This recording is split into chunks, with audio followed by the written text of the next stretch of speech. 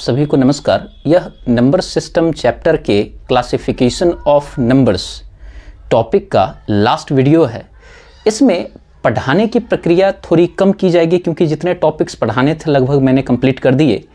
अभी जो किया जाएगा वो कुल मिलाकर के 20 क्वेश्चंस जो है आप सभी लोगों के सामने यहाँ पे शो किए जाएंगे और आप सभी लोगों को बारी बारी से उन सभी को पॉज कर करके और सॉल्व करना है जितने स्लॉट में आता है। जैसे एक में 4 मैंने कर दिए तो मैं ट्राई करूँगा कि 5 बार में काम कर लिया जाए और आपको फिर चेक करने हैं कि आपने जो बनाए वो सही बनाए या नहीं। आई होप कि आप ये जो क्वेश्चन के अटेम्प्ट हैं वो रिवीजन करके कर रहे हो तो मैक्सिमम क्वेश्चन बन जाएगा। मैक्सिमम क्या हो सकता है, पूरे में पूरे सवाल भी बन जाए।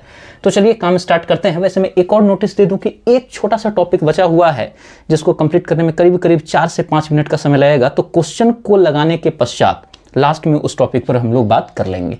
तो चलिए काम स्टार्ट किया जाए। तो मैं उम्मीद करता हूं कि अब आपने पॉज किया है और अब आप ट्राई किए और उसके बाद अब आप वेट कर रहे हैं मेरे सॉल्यूशन का, ताकि आप मिला सके कि आपने सही बनाया या नहीं। तो चलिए पहला क्वेश्चन से मैं काम स्टार्ट करता हूं। तो पहला क्वेश्चन है dash is an irrational number. इनमें अपरिमेय संख्याओं को खोजना है। ठीक है, तो अपरिमेय संख्या क्लियरली दिख रहा है, पहला ही ऑप्शन है। √2 × 3 6। √6 का वैल्यू हम लोग फिगर आउट p/q के फॉर्म में नहीं कर सकते हैं, तो दैट इज द रीजन ये आपका इरेशनल नंबर हो गया, जिसका सिंपल मतलब होता है कि जिसका रूट आप नहीं निकाल पाते हो in form of natural number, तो उसे ही हम लोग क्या कह देते हैं, इरेशनल नंबर कह देते हैं। वैसे थोड़ा सा और विकल्प पर बात कर ले, वैसे क्वेश्चन तो सॉल्व हो ही चुका है। ये देखिए, ये तो कभी हो ही नहीं सकता है because it is in form of p/q, ये भी नहीं हो पाएगा। और इसके बारे में थोड़ा सा बात कर लेते हैं। 0.09 है ये, इसको आप लिखोगे 9 बाई, पॉइंट के पीछे 2 अंक है इसलिए 1 के पीछे 00, 9 का 3 और 100 का स्क्वायर रूट होता है 10। इसका मतलब स्क्वायर रूट इसका आया 0.3। ये मैंने क्यों बताया, ये मैंने इसलिए बताया क्योंकि हो सकता है कभी कभी आपसे क्या करे 0.09 न लिख करके कभी कभी ऐसे दे देता है 0.9। अब जैसे ही 9 को स्क्वायर रूट के अंदर देखते हैं हम लोग, तो हमारे मन में यह विचार आता है कि इसका स्क्वायर रूट हो जाएगा। बट आपको अगली बार जब भी दिखे, तो पॉइंट जब दिखे तो आप देख लीजिएगा कि 9 का तो काम हो जाएगा, लेकिन इसके बटा में जो आएगा उसका काम हो पाएगा या नहीं। जैसे इसको अगर हम ऑपरेट करें तो ये होगा 9 बाई, पॉइंट के पीछे 1 अंक है तो 1 के पीछे 1 0। अब 9 का तो स्क्वायर रूट निकाल लीजिएगा आप 3, बट रूट में 10 फंस गया। और आप यहां से समझ गए होंगे कि ये भले ही रैशनल नंबर है। कौन सा नंबर है, रैशनल, बट ये इरेशनल नहीं है। ये क्या है, ये इरेशनल नंबर है। तो आपको हमेशा ये बात ध्यान में रखना है। तो इस कारण से मैंने इस पर थोड़े से चर्चा करने का सोचा। चलिए नेक्स्ट क्वेश्चन पे मूव करते हैं। तो यह भी रैशनल नंबर है, दैट इज वाई वो आंसर नहीं होगा। तो चलिए इसमें कुछ उतारने लायक अगर आपको लग रहा है तो कर लीजिएगा, नहीं तो वैसे कुछ खास इंपॉर्टेंट इसमें मैंने बताया नहीं है। तो यदि आपको इंपॉर्टेंट लगा हो तो हो सकता है आप पॉज करके इसको उतार लिए। तो चलिए अब मैं आगे बढ़ता हूँ। 1 का वैसे आंसर मैं ए लिख दूँ। अब चलिए नेक्स्ट क्वेश्चन पे बात करते हैं। नेक्स्ट क्वेश्चन है which one is odd composite number. मतलब आपको एक ऐसा नंबर चूज करना है जो ओड नंबर भी हो और कंपोजिट नंबर भी। मतलब एक तो वह विषम हो अर्थात 2 से ना कटे, तो ऑप्शन अगर देखे तो कोई 2 से नहीं कट रहा है, तब तो बातें खत्म हो गया। कंपोजिट नंबर जो भाज्य संख्या हो, इसका मतलब स्वयं और 1 के अलावा किसी से कम कटे, किसी और से। तो 13 तो 1 और 13 के अलावा किसी से नहीं कटेगा, तो ये आंसर नहीं होगा। 17 भी 1 और 17 के अलावा किसी से नहीं कटेगा। बट 15 देखिए 1 से कट जाता है, 15 से कट जाता है, 3 से कट जाता है और 5 से भी डिविजिबल है। तो 15 हमारा उत्तर हो गया, 11 भी नहीं होगा। So the answer is option number C. तो 2 का जो आंसर है वो हो गया ऑप्शन नंबर सी। नेक्स्ट तीसरा, if A and B are odd numbers. A और बी क्या है, ओड नंबर्स। मान लीजिए ए हो गया 3, बी हो गया 5। चलिए odd numbers, then which of the following will be even number. Even number बताना है। ऑप्शन ए प्लस बी क्या इवन नंबर होगा या नहीं, ये चेक करना है। तो चलिए जोड़ देते हैं a प्लस बी, 3 + 5 = 8। देखिए इवन नंबर आ गया, तो हमारा तो आंसर यही मिल गया। बाकी को आप चेक कीजिएगा तो वो नहीं ला पाएगा इवन नंबर। जैसे देखिए यहाँ a + b + 1 है, देखिए ये तो सही हो गया इवन नंबर, ये इवन हो गया। दूसरा चेक करके देख लीजिए a + b + 1, 3 + 5 + 1, ये 9 हो गया, ये तो ऑड है, नहीं हो पाएगा, ये गया। ए बी, देखिए 3 × 5 15। याद होगा आपको, मैंने बताया थे इवन ओड के प्रॉपर्टीज में कि दो ओड नंबर को जब आप आपस में मल्टीप्लाई करते हो तो जो रिजल्ट आता है वो ओड नंबर ही होता है, और दो इवन को आपस में मल्टीप्लाई करते हो तो आंसर इवन आएगा। यहां तक कि ओड को इवन से गुना करेंगे तब पर भी आंसर इवन ही आएगा। और जोड़ घटाव में आपको मैंने बताया था कि इवन नंबर का आपस में जोड़ करो या घटाव करो, answer even number. Odd number का भी आपस में जोड़ करो या घटाव करो, तब पर भी आंसर इवन नंबर। जबकि ओड और इवन का आपस में जोड़ या घटाव कुछ भी कीजिए, आंसर हमेशा ओड नंबर आएगा। वैसे ये सब बात मैंने बता रखे हैं तो ये बात आपको याद होगा। तो ये देखिए, ये भी ओड नंबर आ गया, तो ये भी हमारा आंसर नहीं हो सकता है, ये भी गया। ए बी प्लस 2 नहीं हो पाएगा। देखिए A B 3 × 5 A into B plus 2, तो 15 + 2 17, ये भी ओड। हमें इवन चूज करना था, तो इवन ऑप्शन नंबर ए ही है, दैट इज द आंसर। ठीक है, इसका भी लगता है आपको कि काम का अगर है इसके एक्सप्लेनेशन तो आप उतार सकते हैं। तो चलिए अब मैं इसको हटाता हूं। फोर्थ क्वेश्चन, मुझे लगता है कि ये जो क्वेश्चन है इसमें मुझे कुछ आपको सिखाने का मौका मिलेगा। तो देखिए फोर्थ क्वेश्चन में कहा क्या गया है। फोर्थ क्वेश्चन में कहा गया है which one is not irrational number. इन चारों विकल्प में कौन अपरिमेय संख्या नहीं है। मतलब आपको परिमेय संख्या खोजना है, तो आपको पक्का पता है कि ये रैशनल नंबर नहीं है, ये इरेशनल नंबर है, तो ये तो आंसर नहीं होगा। अब आपके पास ये 3 संख्याएं हैं जिस पर पता करना है कि कौन यहां पर परिमेय संख्या, मतलब कौन रूट से बाहर आ सकता है, वही हमारा आंसर होगा।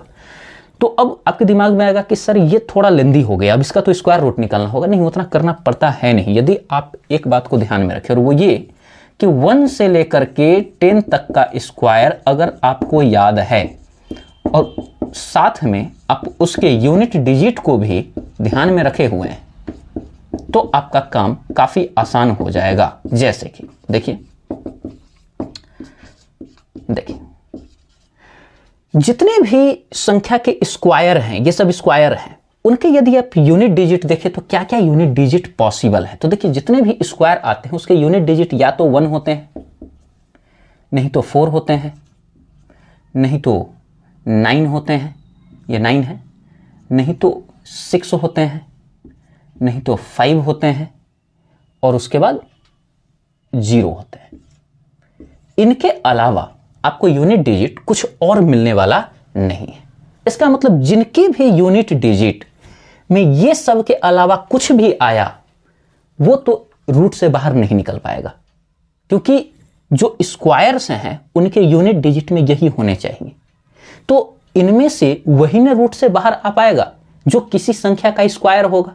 और अब हमें पता चल गया कि किसी संख्या का अगर स्क्वायर कोई है तो यूनिट डिजिट में ये सब नंबर होना चाहिए। ये सब मैंने यहीं से उठाया है। देखिए ये 1 4 9 6 5 0, क्योंकि ये देखिए 6 है तो यहां तो रिपीट, तो इस सब पर हम बात नहीं की क्योंकि वो चीज वहां आ गया। अब जरा देखिए यूनिट डिजिट है 2, बताइए तो स्क्वायर वाला में कोई में यूनिट डिजिट 2 होता है, इसका मतलब इसका वर्गमूल निकालना पॉसिबल नहीं है, तो ये भी गया। अब देखिए यूनिट डिजिट 8 है, क्या 8 किसी में भी है? नहीं, इसका मतलब इसका भी आप स्क्वायर रूट नहीं निकाल पाओगे। और ये देखिए 4, तो 4 है, इसका मतलब उम्मीद है, चांसेस है कि इसका स्क्वायर रूट निकलेगा। और चूंकि यह तीनों गारंटेड गलत साबित हो गया है, तब गारंटेड बोल सकते हैं कि इसका स्क्वायर रूट निकल ही जाएगा। और आपको मैंने सिखा रखा है कि स्क्वायर रूट उसका निकलेगा कैसे। तो ये बेसिक जो क्लास किए थे स्क्वायर रूट निकालने वाला, उससे भी हो जाएगा। वैसे उस तरीके से स्क्वायर रूट निकालने का जब ट्राई किया जाता है ना, अगर मान के चलिए ये मेथड आपको पता नहीं है और उस तरीके से निकालने का ही आप ट्राई कर दिए, उस समय भी आपको फील हो जाएगा कि कुछ तो गड़बड़ है यहाँ, क्योंकि आप सोचना स्टार्ट किए होंगे कि ये 2 कौन से संख्या के स्क्वायर में आता है, और ऐसे 2 ठो तीर बनाए होंगे और आप सोचते रह गए होंगे और कोई संख्या यहाँ रख ही नहीं पाए होंगे, क्योंकि ऐसा कोई संख्या ही नहीं है जिसका स्क्वायर में यूनिट डिजिट 2 आ जाए।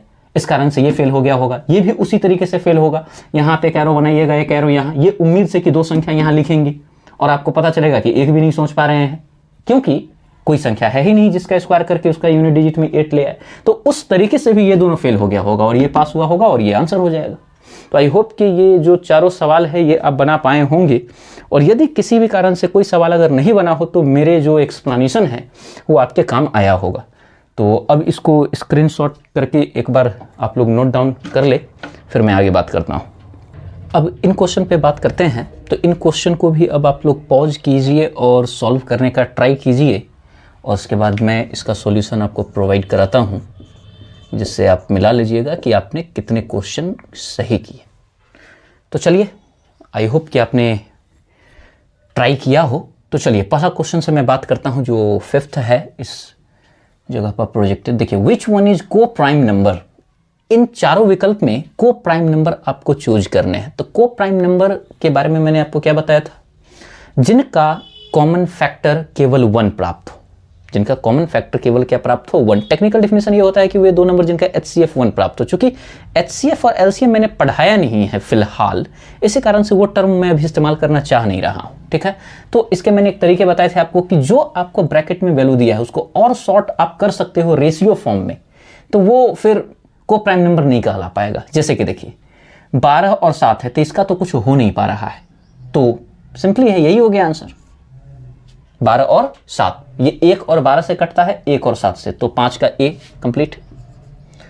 एग्जाम में बाकी पर ध्यान नहीं देना है, लेकिन यहां पर देख लेते हैं। देखिए 21 और 42, तो 21 दूना 42, तो 21 दूना 42, तो ये और छोटा कट सकता है। इसको आप लिख सकते हो 21 इंटू 1, 42 को लिख सकते हो 21 इंटू 2, 21 से 21 कट जाएगा, ये हो गया 1,2। तो और शॉर्ट हो सकता है, इसलिए ये हमारा आंसर नहीं होगा। फिर वैसे देखिए 43 तिहाई 129 होता है, 4 तिहाई 12, 3 तिहाई 9, तो फिर ये से भी ये कट जाएगा, तो 1,3। फिर यहाँ देखिए 3 से 9 तो 3 बार में कट ही जाता है, तो ये 1,3। तो आप समझ पा रहे होंगे कि मैंने ऑप्शन नंबर 1 क्यों चूज किया। चलिए next question, question number 6। All irrational numbers are. सभी जो अपरिमेय संख्याएं हैं वो क्या होती हैं। तो पहला रियल नंबर, ये तो होता है भाई। चलिए और ऑप्शन सब देख लेते हैं। इंटीजर, नहीं कोई जरूरी नहीं है, इंटीजर कहाँ से हो जाएगा, ना होल नंबर होगा ना इमेजिनरी नंबर होगा। इमेजिनरी नंबर तो बिल्कुल अलग ही है, ये तो अलग है। इरेशनल जो है वो रियल नंबर के ही 2 ब्रांच थे, एक था रैशनल और एक इरेशनल। तो सारे के सारे इरेशनल नंबर रियल नंबर ही कहलाते हैं, इसमें कोई रफ करने की आवश्यकता नहीं है। तो दैट इज द आंसर 6 का A। नेक्स्ट क्वेश्चन देखिए, नेक्स्ट क्वेश्चन है ऑल रैशनल नंबर्स आर। सभी परिमेय संख्याएं, सभी परिमेय संख्याएं क्या होते हैं। पहला देखिए होल नंबर, दूसरा इंटीजर, तीसरा रियल नंबर, चौथा इरेशनल नंबर। इसका भी यही हो जाना है C। सारे के सारे जो परिमेय संख्याएं हैं वो भी रियल नंबर की श्रेणी में ही आते हैं, क्योंकि रियल नंबर के 2 पार्ट ही हैं, एक रैशनल और एक इरेशनल। तो इसका जो आंसर है 7 का वो हो गया C। नाउ 8 क्वेश्चन में है if A is integer, A जो है पूर्णांक है, B is natural number, B प्राकृत संख्या है, देन B माइनस A क्या होगा। तो चलिए और ऑप्शन के अकॉर्डिंग काम करने। देखिए A इंटीजर है, इसका मतलब A जो है इसके अंदर माइनस के भी सारे संख्या आ जाएंगे और प्लस के भी आ जाएंगे, इस प्रकार का इसका सेट तैयार होगा, ठीक है। और B क्या है, नेचुरल नंबर, तो B का तो गिनती स्टार्ट होगा 1 से, इस तरीके से। और बोला गया है कि भैया इसको घटाओ, इसको घटाओ B माइनस से, B में से A को घटाओ। तो इसमें से कोई संख्या लेके इसमें से घटाना है, तो आंसर क्या आएगा। पहला है देखिए इवन नंबर, इवन नंबर हो ये जरूरी है, नहीं कोई जरूरी नहीं है। मैं अगर 3 में से यहां पर 2 घटा दूं, B में से 3 ले लेता हूं, A में से 2, क्योंकि A तो इसका भी है, तो 3 में से 2 गया 1, तो इवन नंबर तो नहीं हो पाएगा, गया। उसके बाद अगला आता है नेचुरल नंबर। तो नेचुरल नंबर हो ये कोई जरूरी है नहीं, सच में कैसे। तो ये 3 है, इधर कहीं ना कहीं -5 और आ रहा होगा। तो अगर B में से मैं 3 ले लूं और A में से कहीं से -5 अगर ले लूं, देख लेते हैं 1 मिनट, नहीं +3 + 5 8, नेचुरल नंबर तो आ गया।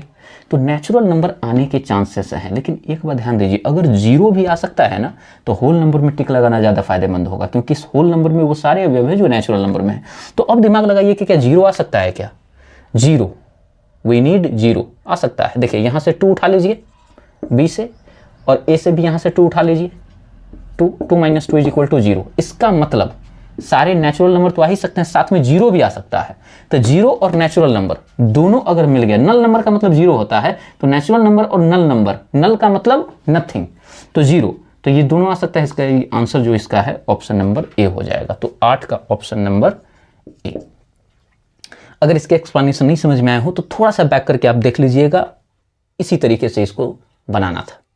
तो इसका स्क्रीनशॉट लीजिए, फिर मैं आगे बढ़ता हूं और आगे के जो 4 सवाल हैं उस पर बात करेंगे। तो अब नेक्स्ट 4 सवाल को देखा जाए तो अगेन आप सभी लोग पॉज कीजिए, ट्राई कीजिए और फिर वेट कीजिए मेरे सॉल्यूशन का। तो आई होप कि आपने पॉज किया, ट्राई किया और अब आप इंतजार कर रहे हैं मेरे सॉल्यूशन का। तो देखिए सबसे पहला क्वेश्चन है which pair is not twin primes, कौन ट्विन प्राइम्स नहीं है। तो याद कीजिए ट्विन प्राइम्स के बारे में मैंने क्या बताया था, ट्विन प्राइम्स के बारे में मैंने ये बताया था कि ट्विन प्राइम्स उन दो प्राइम नंबर्स को कहते हैं, उन दो प्राइम नंबर्स को ध्यान में रखना है कि दोनों जो होगा, अब की बार ये को प्राइम जैसा नहीं होता है, यहां भी प्राइम नंबर होंगे और यहां भी प्राइम नंबर, और इन दोनों के बीच का जो डिफरेंस होगा वो होगा 2। तो twin prime numbers twin prime numbers उन दो प्राइम नंबर्स को कहते हैं जिनके बीच का डिफरेंस क्या होता है 2। ओके, तो सबसे पहले देखते हैं कि सबका गैप सब क्या क्या है। इसमें भी देखिए 2 का गैप है, इसमें भी 2 का, 131 33 2 का, इसमें भी 2 का। तो चलिए ये तो हो गया, इसका मतलब जरूर कहीं ना कहीं ये लोचा हुआ होगा, दोनों प्राइम होना चाहिए ना, कहीं एक जगह प्राइम नहीं होगा। 11 तो प्राइम है, ये भी है, बच गया।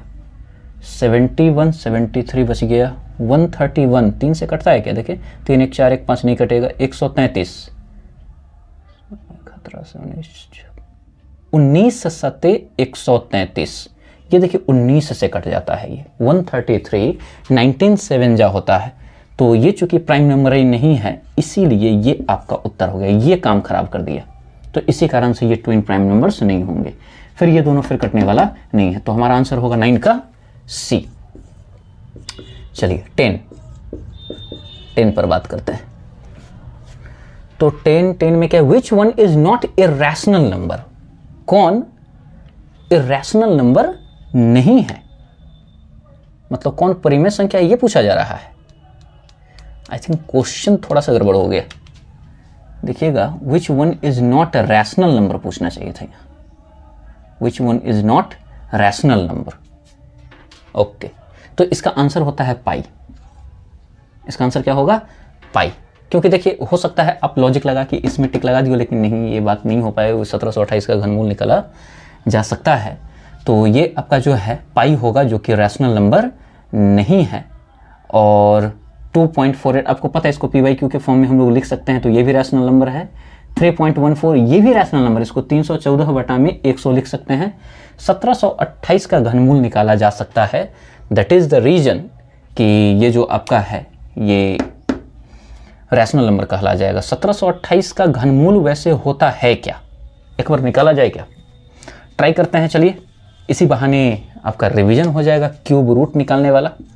1728 8 किसके लिए आता है 2, 3 हटाएंगे 1, मतलब ये 1 उठा के नहीं डाले हैं, मैंने मेंटली ही काम कर दिया कि 1 जो है 1 के क्यूब 2 के क्यूब के बीच में ही है और 1 क्यूब के बराबर है, तो 12, तो 12 इसका आंसर आना चाहिए। 12 गुने 12 गुने 12 आपका 1728 पूर जाना चाहिए, तो 12 गुने 12 144 गुने 12 देख लेते हैं 8 8 2, फिर इनटू में 4 4 1 8 4 12 7 1728। चलिए सही है, ये मैंने खुद भी चेक कर लिए आप लोगों को बताने के बहाने, ठीक है। तो मैं सही कर रहा था, वैसे आप पॉज करके ट्राई किए होंगे और आपको जो है थोड़ा परेशानी हुआ होगा, इसके लिए मैं माफ़ी चाहता हूँ कि मुझसे वहाँ गलती हो गया एक छोटा सा, जिस कारण से आपको तकलीफ हुई होगी कि कैसे हो रहा है काम। चलिए नेक्स्ट क्वेश्चन पे बात करता हूँ मैं। 10 का यहाँ पर बी होगा और 11 नंबर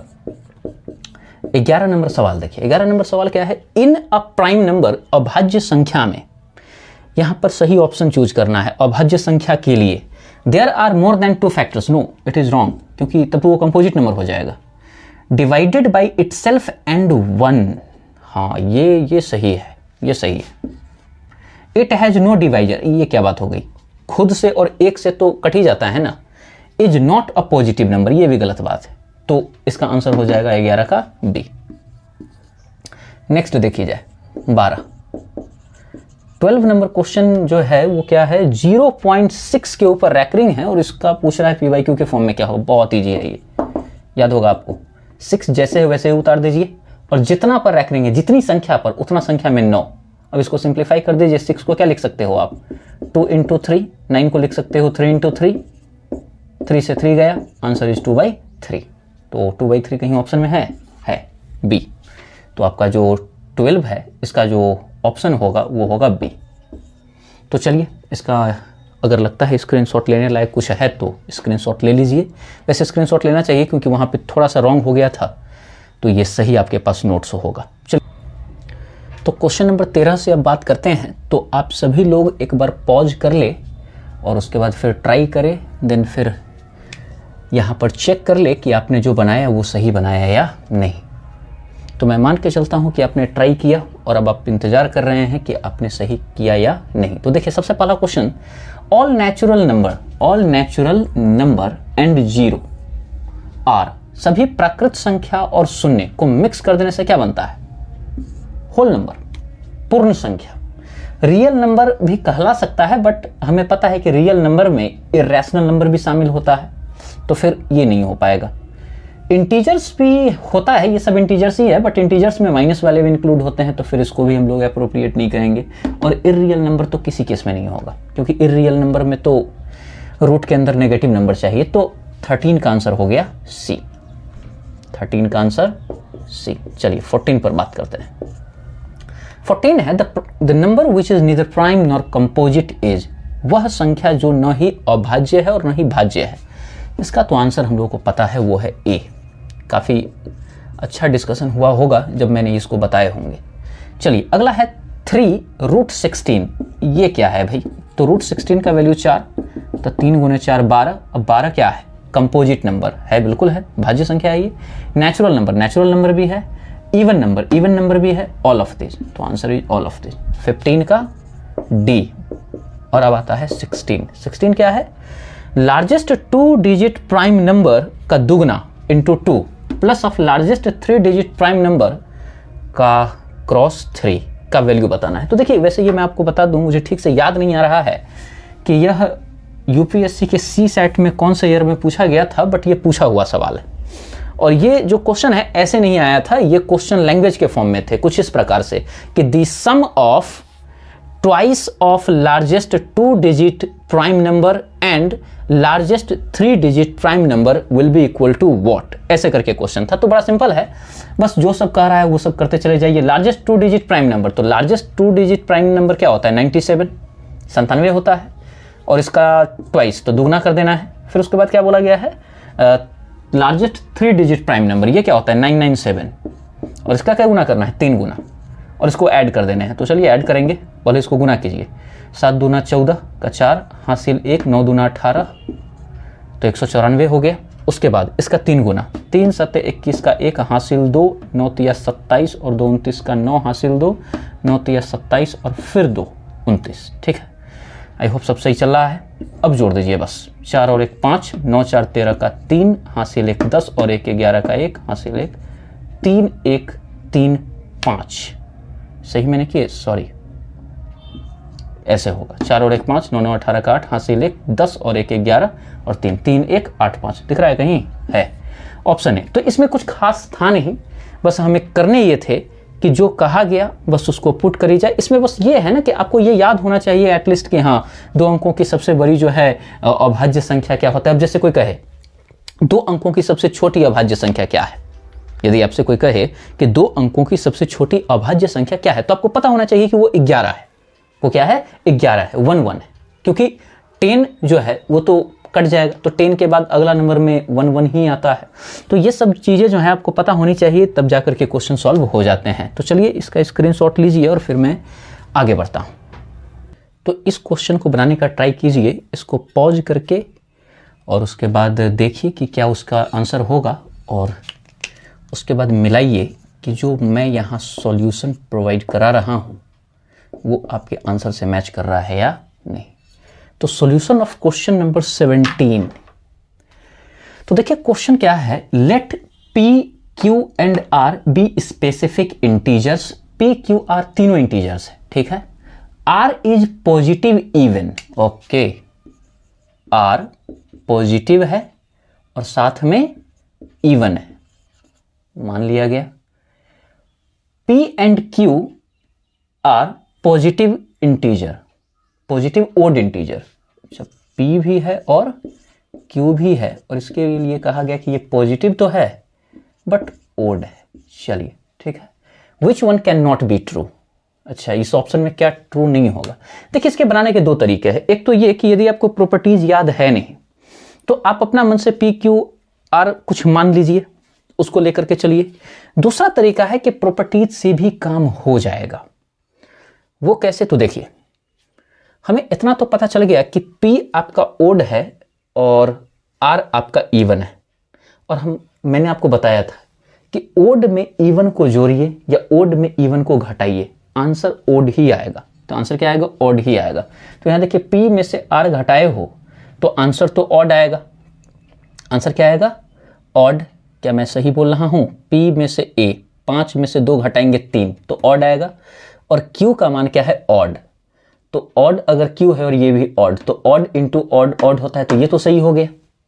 नेक्स्ट है p माइनस आर का होल स्क्वायर। अब इवन इसके बारे में बोला है। देखिए, p ऑड है, r आपका इवन, ऑड में से इवन जाएगा ऑड आएगा, और ऑड का स्क्वायर ऑड होता है, तो यही गलत होने वाला है।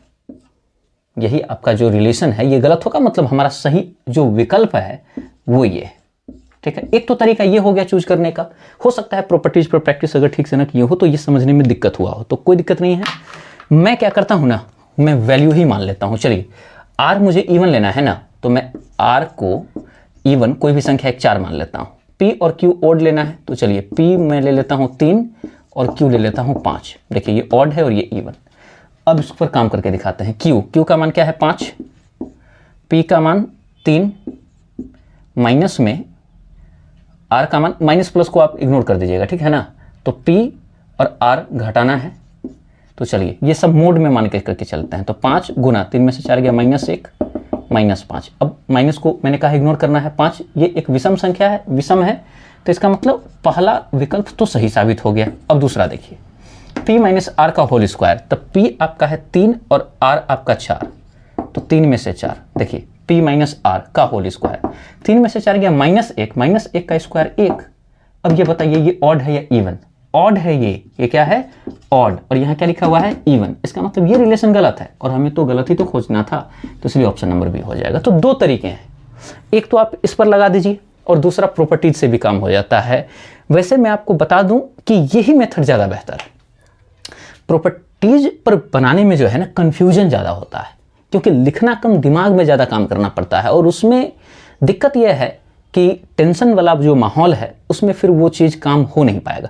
इसलिए आपको करना क्या चाहिए कि डेटा ही मान लीजिए, जैसे यहाँ पे प्रोजेक्ट की डेटा मान लीजिए और उसके बाद काम कर लीजिए, इससे आंसर एकदम सटीक पकड़ा जाता है। चलिए, तो अब मैं आगे बचा हुआ 3 सवाल पर बात करता हूँ, तो इसका स्क्रीनशॉट लीजिए, फिर आगे बात करते हैं। तो अब क्वेश्चन नंबर 18 से सवाल को देखना चालू करते हैं। तो इसको पॉज कीजिए और ट्राई कीजिए सॉल्व करने का, और जब सॉल्व कर ले आप लोग तो फिर यहां से मिला लीजिए। तो क्वेश्चन नंबर 18 है आयोटा का रूट निकालने का, रूट ऑफ आयोटा। दो तरीका है बनाने का। पहला तो आप क्या करो, ऑप्शन से ही काम करना चालू कर दो। अब ये क्या होता है?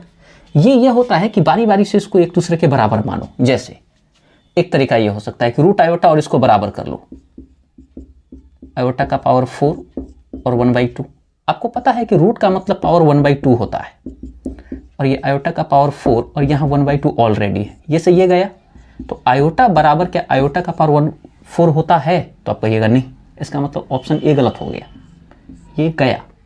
अब इसकी बारी, ये ऑप्शन नंबर ए पर चेक था। ऑप्शन नंबर बी, फिर इसको LHS मान लीजिए, रूट आयोटा, और उसके बाद इसको RHS मानिए। देखिए क्या पता ये सही निकल जाए। अब इसको सॉल्व करिए, तो रूट को उधर भेजिएगा तो स्क्वायर, तो आयोटा ये हो गया 1 प्लस आयोटा का होल स्क्वायर, और ये स्क्वायर इस पर भी चढ़ जाएगा। मतलब कुल मिलाकर के ये कि रूट जब जाएगा तो दोनों पर स्क्वायर चढ़ेगा, इस तरीके से। ठीक है, ध्यान से सॉल्यूशन देखिए। LHS आयोटा है और 1 प्लस आयोटा का होल स्क्वायर, इसको a प्लस बी के होल स्क्वायर पर तोड़ सकते हैं। तो a square b square plus 2ab और बटा में रूट 2 का स्क्वायर 2 हो जाएगा।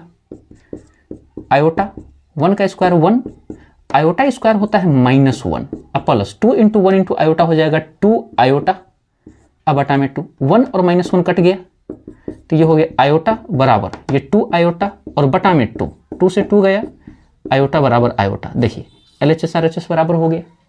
तो इस तरीके से एक मेथड है बनाने का। तो इससे आप पता कर लीजिएगा कि option number B will be correct. ये एक तरीका हुआ। अब देखिए होता क्या है, कुछ वैल्यूज, अब खैर आप सभी लोगों का बैकग्राउंड पता नहीं क्या है, वैसे मैं अब चाहता हूँ पहले इसका स्क्रीनशॉट ले लीजिए, साथ में मैं बात भी करता हूँ।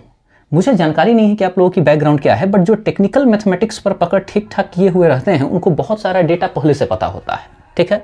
और वो मैं किस आधार पर बोल रहा हूँ तो वो देखिए, हम सभी लोगों को, खासकर जो टेक्निकल बैकग्राउंड से हैं मैथमेटिक्स को लेकर के, जो हायर लेवल में मैथमेटिक्स को पढ़ रखे हैं, वो लोग देखते ही बता देते हैं कि 1 प्लस आयोटा स्क्वायर होता है 2 आयोटा, ठीक है, और 1 माइनस आयोटा स्क्वायर जो है वो होता है -2 आयोटा। ये बहुत बड़ी बात नहीं है, आप भी याद कर सकते हैं। देखिए मैंने लिख दिया, इसको ध्यान में रखिएगा, याद हो गया। अब जब इतना बात किसी को अगर याद हो, जो मैंने अभी मेथड बताया ना, वो उनके लिए बताया जिनको पता नहीं है सूत्रों के बारे में, लेकिन हाँ कैलकुलेशन अच्छी है और वो काम करने को लेकर के उत्सुक हैं कि हाँ वो इतना है कि सारे ऑप्शन पे वो जो है पेशेंस के साथ बारी बारी से जा सकते हैं। अगर ये आपको याद है ना तो काफ़ी काम आ जाएगा, क्योंकि अगर आपको पता है ये दोनों डेटा, इसको मैं चाहूँगा आप लोग नोट डाउन कर लीजिएगा। देखिए इसका यूज कैसे होता है। जब मुझे पता है कि 2 आयोटा ऐसे है तो मैं इसको ऐसे लिखूंगा, 2 आयोटा, मैं इसको RHS इधर लिख सकता हूँ, इधर लिखेंगे 1 प्लस आयोटा का होल स्क्वायर। अब मुझे आयोटा के ऊपर रूट चढ़ाना है तो पहले 2 को भगाएंगे, 2 को उधर भगाएंगे, तो आयोटा बराबर 1 प्लस आयोटा का होल स्क्वायर और बटा में 2, और हमें रूट चाहिए। तो मैं क्या करूंगा कि दोनों तरफ रूट चढ़ा देता हूं। तो इधर हो गया रूट अंडर आयोटा, और इधर रूट जब चढ़ाइएगा तो 1 प्लस आयोटा का होल स्क्वायर और बटा में 2। अब आप जरा बताइए कि ये जो स्टेप है यहां से, ये तो निकल के बाहर आ जाएगा क्योंकि इसके पास स्क्वायर है, तो ये रूट से बाहर निकल के भाग आया, तो ये बन गया 1 प्लस आयोटा, लेकिन ये 2 ये तो फंस गया, तो ये बन गया √2, और ये जो मान आया ये इसका मान है रूट आयोटा का, और यही निकालना था। तो एक तरीका ये है, जिनको फॉर्मूला पता है वो इतना ही में काम निकाल देंगे और यहां पर आ जाएगा, और जिनको पता नहीं है उनके लिए बस एक ही तरीका है कि बारी बारी से सॉल्व करना चालू कीजिए। वो तरीका मैंने इसलिए बताया, हो सकता है आपके मन में आ रहा हो कि बिना मतलब का उतना लंबा चौड़ा कैलकुलेशन कर दिए, आप शुरू में बता देते कि इसको याद करना है। अगर याद करना है तो याद करने में मुझे परहेज ही नहीं है, मैं याद कर लेता, इतना मैं बना लेता। तो देखिए मैं वो इसलिए बताया ना, वैसे इसका स्क्रीनशॉट ले लीजिए, मैंने इसलिए बताया क्योंकि अगर मान के चलिए कभी आयोटा का जो है रूट ना देकर के क्यूब रूट कोई पूछ दे, अब क्यूब रूट के लिए फॉर्मूला कहां से लाइएगा, क्या पता आने वाला समय में कोई पूछ दे आयोटा का पावर क्यूब रूट, क्यूब क्यों, आयोटा का पावर यहां ऐसे कर दे, इसका मतलब क्या होता है, इसका मतलब होता है आयोटा का पावर 1/5। तो मैंने वो मेथड इसलिए बताया क्योंकि वो मेथड भले थोड़ा सा लंबा है, लेकिन एक बार जान लीजिए 100% गारंटी है कि उससे आंसर आएगा, इसकी गारंटी पक्की होती है। तो इसी कारण से दोनों मेथड आपको पता होना चाहिए। तो समझ में आ ही गया होगा कि 18 का आंसर जो है वो होगा ऑप्शन नंबर बी। तो 18 का हो गया बी। 19, अब ये सब तो बना दिए होंगे। तो क्वेश्चन क्या है, if z is equal to 3 + 2 iota then real part of z plus imaginary part of z is equal to, real part of z जिसके पास आयोटा नहीं है 3, फिर उसके बाद इमेजिनरी पार्ट ऑफ z जो आयोटा के साथ 2, 3 + 2 5, ऑप्शन नंबर डी 20। और last question, if z is equal to 2 + 2 iota then amplitude of z, याद होगा आपको कि एम्पलीट्यूड को हम सभी लोग आर्ग्यूमेंट के नाम से भी जानते हैं, इसको मैं मिटा रहा हूं और हमें एम्पलीट्यूड निकालना है। तो जरा देखिए, एम्पलीट्यूड निकालने के बारे में मैंने आपको बताए थे कुछ बातें, अभी खैर पूरा रिवीजन की आवश्यकता तो है नहीं, बट मैं ऐसे ही बता देता हूं। फर्स्ट क्वाड्रेंट के लिए एम्पलीट्यूड जो होता है इसी को हम लोग कहते हैं थीटा। तो पहला के लिए तो थीटा होता है, इस क्वाड्रेंट में हो तो -θ, इसमें हो तो पाई -θ, और नीचे हो तो इसी वैल्यू को लिखना है और इसमें आगे लगा देना है माइनस। और आपको पता है कि किस में जा रहा है ये कैसे पता करना है, तो वो डिपेंड करता है कि ये जो आपका x है और ये जो y है इसके आगे के चिन्ह से, क्योंकि आपको पता है कि फर्स्ट क्वाड्रेंट में ये x भी प्लस और y भी प्लस होता है। तो हमारा काम वैसे यहीं पर हो चुका है क्योंकि ये भी प्लस है और ये भी प्लस है, तो थीटा पर ही काम हो जाएगा। और थीटा बराबर हम लोग पढ़े हुए हैं tan इनवर्स y/x, और आपको पता है ये बात कि z बराबर आपको मैंने पढ़ाया था x + आयोटा y, तो वो इससे अगर आप इसका तुलना करें z बराबर 2 + 2 आयोटा से, तो आपको समझ में आ रहा होगा कि यहाँ 2y है और x भी आपका जो है वो 2 ही है। तो यहाँ पर मैं लिखूंगा tan इनवर्स 2/2, 2 से 2 कट जाएगा, ये हो गया tan इनवर्स 1, और 1 के बारे में आपको मैंने बताया था कि 1 होता है tan 45 डिग्री, तो यहाँ 45 डिग्री लगाया, tan से इन्वर्स गया, आंसर हो गया 45 डिग्री, जो कि ऑप्शन नंबर सी है। एक बार इसका आप रिवीजन कर लीजिएगा, काम हो जाएगा। वैसे इसको मैंने बड़े डिटेल में बता रखा है, तो अगेन मैं बताने के मूड में हूँ नहीं, क्योंकि लगातार एक ही चीज़ को बताना समझदारी नहीं है। तो चलिए इसको जो है आप स्क्रीनशॉट ले लीजिए। उसके बाद जो छोटा सा एक टॉपिक बचा हुआ था उस पर मैं बात कर लेता हूँ, और उसके बाद कंप्लीटली रियल नंबर जो है आपका, रियल और इरियल का जो कलेक्शन है क्लासिफिकेशन के अंतर्गत, वो कंप्लीट हो जाएगा। तो अब मैं इसको रफ कर रहा हूँ। बाय द वे 20 का आंसर है ऑप्शन नंबर सी। तो चलिए अब मैं इसे हटाता हूँ। तो देखिए, टेस्ट की प्रक्रिया हुई समाप्त। मैं उम्मीद करता हूँ कि कम से कम 15 सवाल तो सही हो ही गए होंगे, और 15 सवाल अगर सही नहीं हुए हैं तो हो सकता है कि आपके कैलकुलेशन बहुत अच्छे ना हो, और दूसरा जो संभव कारण है वो ये कि आपने ठीक से रिवाइज नहीं किया हो। ये 2 कारण हो सकते हैं, ठीक है। खैर जो भी हो, अगली बार प्रयास कीजिएगा, अगर अंक कम आया है तो अच्छा परफॉर्म करने का। चलिए, तो जो टॉपिक छोटा सा बचा था वो था क्या, वो मैं आपको बता देता हूं। देखिए होता क्या है, जैसे अगर मैं आपको कहूं 1/2 और 1/3 को देखिए और बताइए कि क्या दोनों रैशनल नंबर हैं या नहीं, तो आप कहिएगा कि है सर, दोनों रैशनल नंबर ही है। मैंने कहा कैसे, आपने कहा, तो आप कहिएगा कि सर देखिए ये p/q के फॉर्म में है और ये 2 है, 0 नहीं है, तो ये भी रैशनल नंबर है, ये भी रैशनल नंबर है। चलिए ये बिल्कुल बात सही है, मतलब ये दोनों रैशनल नंबर तो हैं। चलिए एक श्योरिटी मुझे मिल गया कि ये भी रैशनल है और ये भी रैशनल है। फिर मुझे याद आया कि अगर डेसिमल एक्सपेंशन में अगर जाए, तो डेसिमल एक्सपेंशन में हमें यह समझ में आया था कि रैशनल नंबर का जब डेसिमल एक्सपेंशन हम लोग करते हैं, तो रैशनल नंबर के जब डेसिमल, वैसे अगर रियल नंबर से मैं स्टार्ट कर दूं, रियल नंबर से बात स्टार्ट करता हूं, ध्यान दीजिएगा। तो यदि मैं रियल नंबर से बात स्टार्ट करूं, तो रियल नंबर होता है 2, एक होता है रैशनल नंबर, परिमेय संख्या, रैशनल में लिख देता हूं बस, और एक होता है इररैशनल, अपरिमेय संख्या। फिर आपको मैंने बताया था कि डेसिमल पर बात कीजिएगा तो रैशनल नंबर का एक होता है टर्मिनेटिंग, ये सब मैंने बताए थे पिछले वीडियोज में होगा, और एक होता है non terminating, but non terminating होगा बट ये रिपीटिंग होगा। ये क्या होगा, रिपीटिंग। और इररैशनल के लिए मैंने आपको बताया था कि ये नॉन टर्मिनेटिंग होता है और साथ में नॉन रिपीटिंग भी होता है, मतलब रिपीट और नहीं करता है, जैसे पाई हो गया, और भी बहुत सारे बात हम बताए थे। अब जब मैंने आपसे कहा कि जरा बताइए कि ये दोनों रैशनल है कि नहीं, तो आपने कहा कि हाँ सर ये रैशनल है, ये भी रैशनल है और ये भी रैशनल है। बट अब मेरा क्वेश्चन है ये कि अगर इसका यदि मैं इसका डेसिमल एक्सपेंशन करूं, तो वो टर्मिनेटिंग आएगा कि नॉन टर्मिनेटिंग, टर्मिनेटिंग आएगा कि नॉन टर्मिनेटिंग। तो अगर आपको मेथड पता नहीं है डायरेक्ट देखकर बताने का, तो आप भाग लगाइएगा, और आप क्या कीजिएगा, 1 में 2 से भाग लगाइएगा और ये 0.5 हो जाएगा। और आपने देखा कि पॉइंट के बाद 5 आया और यहीं रुक गया। जब 1 में आप 2 से भाग करते हैं तो यहां पर 1 है जो 2 से छोटा, तो यहां एक दशमलव डालते हैं, यहां 0 आ जाता है, और 2 5 या 10 लगा देते हैं, तो दशमलव का कुछ नहीं है तो हम लोग 0 मान लेते हैं। तो ये तो यहीं कट गया। इसका मतलब 1/2 का जो डेसिमल एक्सपेंशन है वो है टर्मिनेटिंग, और 1/3 का, जब 1/3 का करते हैं, देखिए जरा 3, 1 3 से छोटा है तो दशमलव दीजिएगा, उससे पहले कोई नहीं देना पड़ा था तो 0, फिर यह 10 आ गया, फिर 3 3 जा 9, 10 में से 9 गया 1, पॉइंट है तो फिर एक 0 आ जाएगा, फिर 3 3 जा 9, फिर 1, फिर 0, 3 3 जा 9। तो आप आई होप समझ पा रहे होंगे कि ये रुकने वाला है नहीं। तो इसका मतलब इसके 1/3 का जब डेसिमल एक्सपेंशन होगा तो होगा 0.3 और 3 के ऊपर रैकरिंग। और अब आप समझ पा रहे हैं, it is not terminating, it is non terminating, but it is repeating because it repeats it's value 3। ये 3 को रिपीट कर रहा है। अब क्वेश्चन क्या होगा कि क्वेश्चन में आपको ऐसे ही p/q के फॉर्म में कोई संख्या दे दिया जाएगा और आपसे कहा जाएगा कि आप बताइए कि ये टर्मिनेटिंग है या नॉन टर्मिनेटिंग है।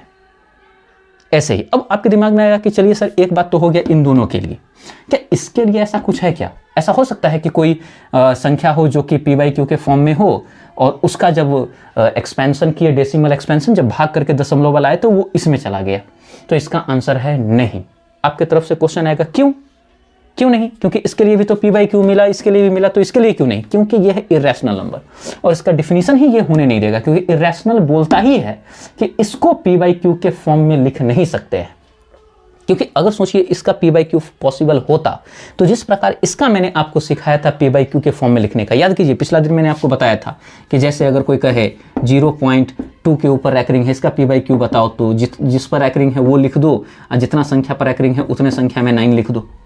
तो ऐसे करके मैंने कल बताए थे। तो इसका मैंने नहीं सिखाया ना, क्यों? क्योंकि इसका लिखना पॉसिबल ही नहीं है, क्योंकि ये इरेशनल नंबर से बिलोंग करता है और इरेशनल नंबर में जो होगा वो पी बाई क्यू के फॉर्म में आ नहीं सकता है।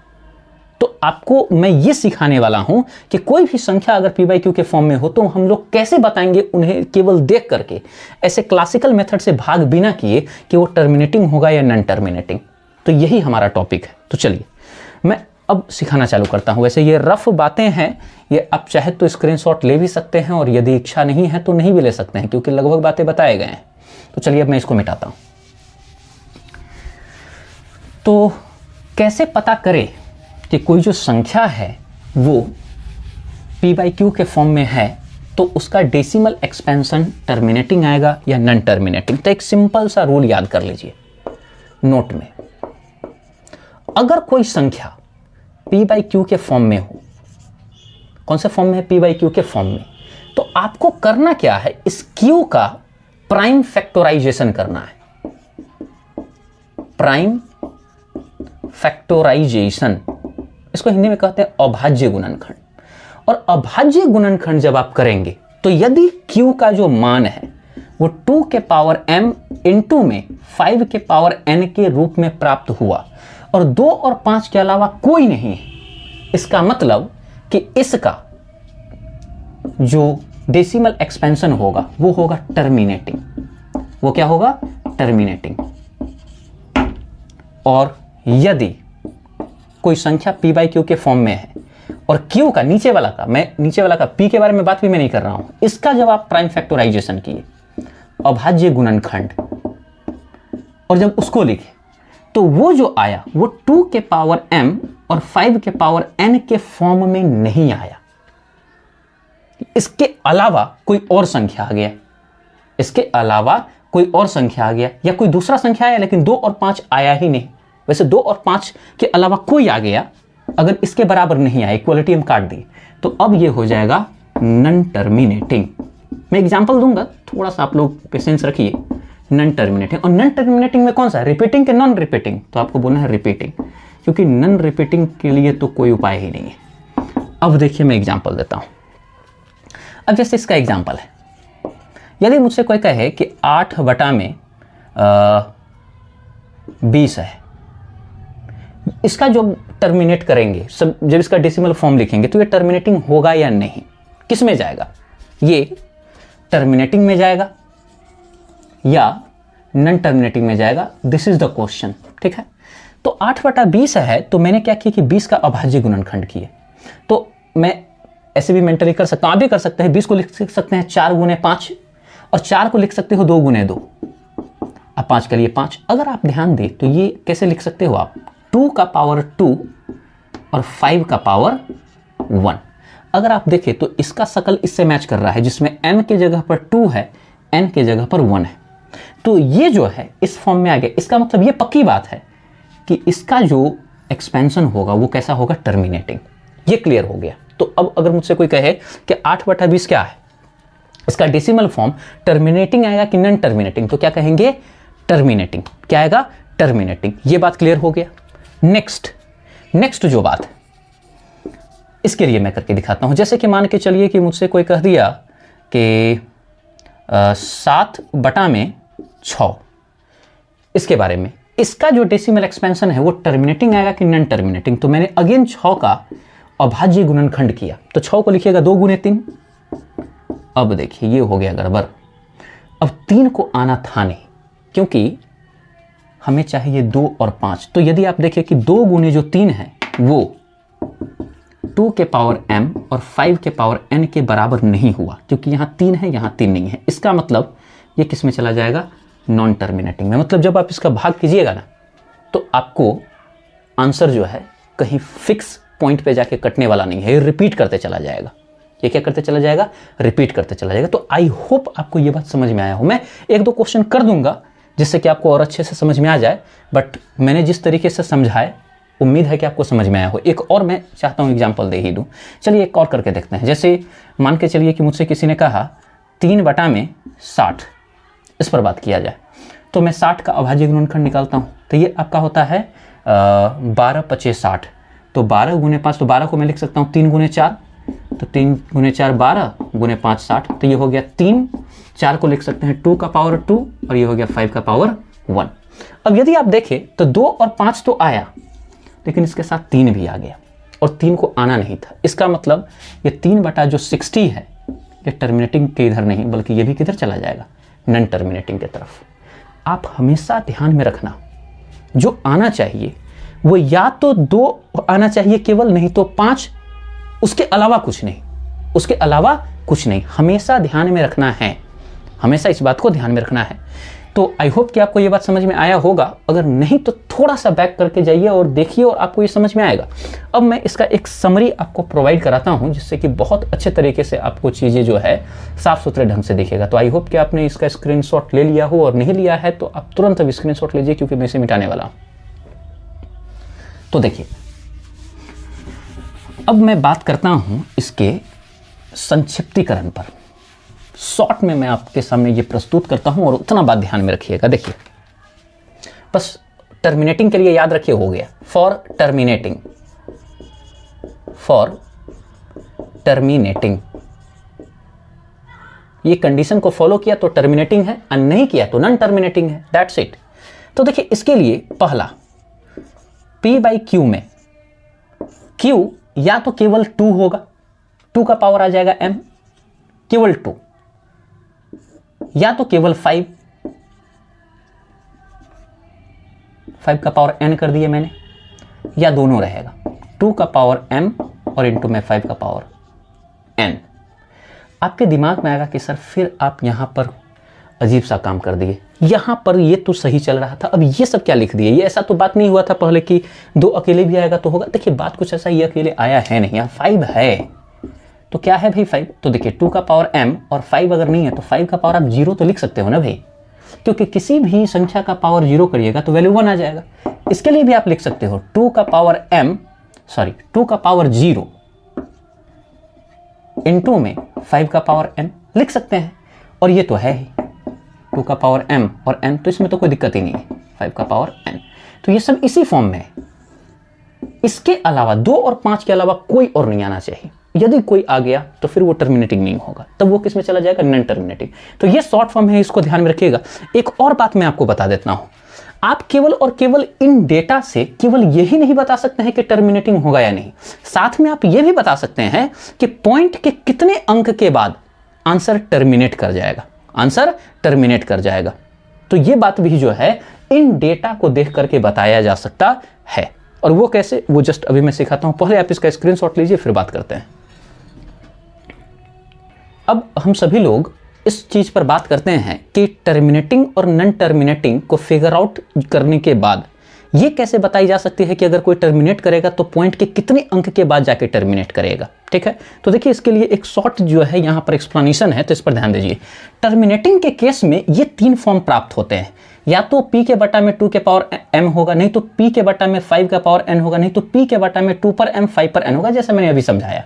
तो देखिए 2 का पावर अगर m है और m आपको पता चल गया तो दशमलव के बाद m अंक आएगा इसको हल करने के बाद। मैं एग्जांपल दूंगा तो समझ में आ जाएगा। जैसे p बटा में 5 का पावर n है, तो n अगर आ गया तो दशमलव के बाद ये n अंक तक जाएगा और आंसर खत्म हो जाएगा। और अगर 2 का पावर बटा में 2 का पावर m भी आ गया, 5 का पावर n, तो अब डिसाइड करता है कि किसका पावर ज्यादा है। तो अगर m ज्यादा है, जैसे देखिए m ज्यादा है, तो दशमलव के बाद m अंक तक जाएगा ये। और यदि मान के चलिए n ज्यादा हो गया 5 का पावर ज़्यादा है तो दशमलव के बाद n अंक तक जाएगा। अब ये सब बातें जो भी हुई वो आपको यहाँ से मैं समझा के बताता हूँ। जैसे आपसे कोई क्वेश्चन पूछ दे 7/8 का वैल्यू क्या होगा, तो आपको ज़्यादा जो है दिमाग नहीं लगाना है, बस 8 को देखिए। 8 क्या है, 2 का पावर 3, तो 2 का पावर 3 मतलब यहाँ 3 आपका क्या हो गया, m। और मैंने क्या कहा कि आंसर दशमलव के बाद m अंक तक जाएगा, और m का मान 3 है, इसका मतलब दशमलव के बाद 3 अंक ही जाएंगे। तो देखिए दशमलव के बाद 3 अंक, 1 2 3, यही आंसर होगा। ये क्यों नहीं होगा, क्योंकि दशमलव के बाद 4 अंक चलेगा, 1 2 3 4, गलत। दशमलव के बाद 2 अंक, गलत। दशमलव के बाद 5 अंक, ये भी गलत। ऐसे क्वेश्चन को भाग करके देखना नहीं पड़ता है, बस ऐसे ही काम हो जाता है। Next, which one is terminating, कौन टर्मिनेटिंग है, तो आपको p/q के फॉर्म में पहले लिखना होता है, वो भी शॉर्टेस्ट फॉर्म में, और देखना होता है कि बटा वाला जो है वो इन तीनों में से किसी के रूप में आ जाए। तो देखने ही से पता चला है 15/60, ये कैसे, तो 15/60 को आप 4 बार में काटिएगा तो ये हो जाएगा 1/4, और 4 आपका होता है 2 का पावर 2, तो 2 का पावर 2 है, इसलिए ये आपका आंसर हो जाएगा। यहां तक कि आप ये भी बोल सकते हैं कि 2 का पावर 2 है, मतलब इसको हल करेंगे ना तो पॉइंट के बाद केवल 2 अंक आएंगे। पॉइंट के बाद केवल कितना अंक आएगा, 2 अंक। तो आई होप आपको ये क्लास समझ में आया होगा। नेक्स्ट क्लास में हम लोग यूनिट डिजिट से बात स्टार्ट करेंगे।